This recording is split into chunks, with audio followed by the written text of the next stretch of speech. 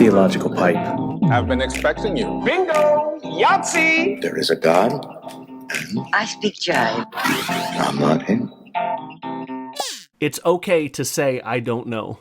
Those three words really need to be part of our vocabulary. When I say ours, everybody's vocabulary. I don't know should be something that people say more often. And if you want to say they're not three words, it's 3.5 words. Don't is a contraction. I do not know. I don't know. We need to say it. We need to understand it. And we need to use them more often, because too many people are throwing their opinions into topics that they don't know anything about. And I'm including myself in this. I'm including everybody. There are so many things, and social media is a great tool for us because it allows us to connect. It allows us to interact, but it also allows us to give our opinions on tons of topics that we know nothing about.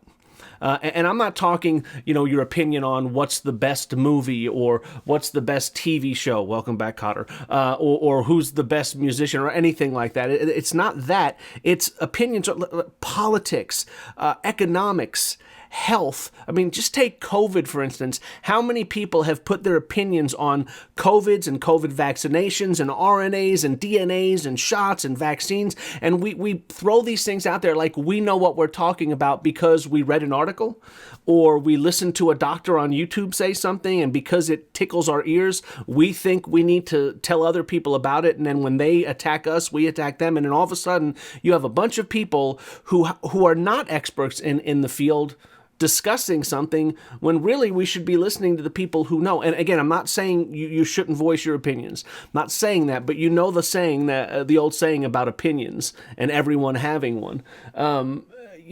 There's a great quote by Jordan Peterson, and he said, "Humility is a form of courage." And I love that quote, because humbling yourself and admitting that you don't know, admitting that you don't have the answers or all the answers or maybe any of the answers. Now, you may be an expert in some area, and when that topic comes up, then you share your expertise. But I think at times we need to stop and pause every once in a while and say, do I really need to be posting this online? It's just an opinion and I don't really know what I'm talking about. I need to humble myself and realize I'm not an expert on COVID. I'm not an expert on politics. I'm not an expert on tax policy. I'm not an expert. Now, I do have opinions, and I do, some people may read more than others and may want to share some things, but too often when people respond or when people initiate conversations, they come from a place of arrogance when it really should be from a place of humbleness. Humble yourself. Admit that other people might know more than you and that you could learn from them. That's another one of Jordan Peterson's, I think it's from his book, 12 Rules, is understand that the person that you're talking to probably can teach you something and that they have something of value to say, and it's okay to listen to them. But I think humbleness is something that we need to try. Again, humbleness is a form of courage. You don't have to say something. You don't have to give your opinion. Even if the person who's giving the opinion is wrong because you know they're wrong, doesn't mean that you need to tell them they're wrong, because where are you coming from in your expertise? And again, I just think that it would, if we can just pause for a little bit and just realize that humbleness is a form of courage. It takes courage. It takes guts to say, I don't know. It takes guts to say, I'm not really sure. It takes guts to say, yeah, you make a good point, and I'm not really sure. And I think when you do that, you open yourself up to learn things. You open up the people you're dealing with to learn things.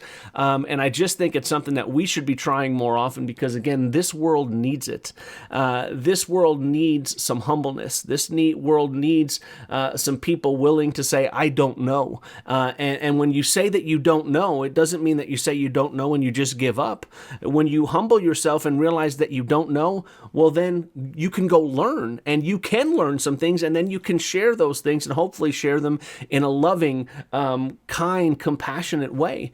I'm a huge proponent of education, and I've said this before a couple times on my podcast. I think education should be about learning. It should be about teaching, whether they're young, whether they're in elementary school, middle school, high school, or college. The goal should be to instill in people a desire to learn and an ability to learn and an ability to think for yourselves. So education should be about education, not indoctrination, right? I don't want to leave whatever school it is, whatever level it is, and let's just use college as the example. I don't want to leave college as an automaton, as a robot who's just going to spew whatever my progressive or conservative instructors, and again, education is mainly liberal. I don't want to leave a liberal, mindless robot. I want to leave somebody who knows how to think for themselves and how to gather information for themselves and how to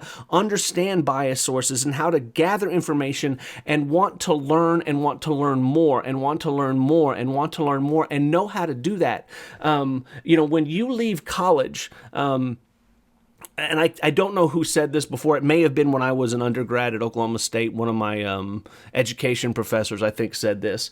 They said, when you get out of college, if you leave college thinking that you know something, then the college has failed.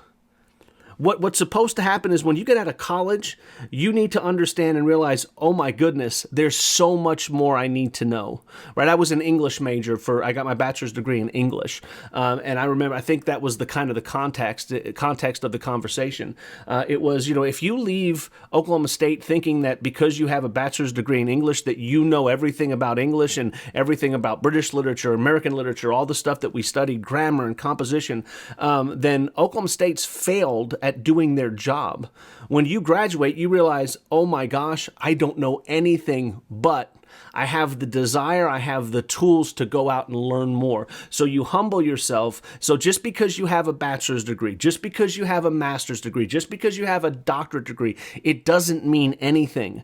You can look today and see some of the things that supposed educated, smart people are doing, and it's ridiculous because they haven't I think they haven't taken a moment to learn more. They're just regurgitating stuff that other people have taught them, and they haven't stopped to think to themselves, is there more?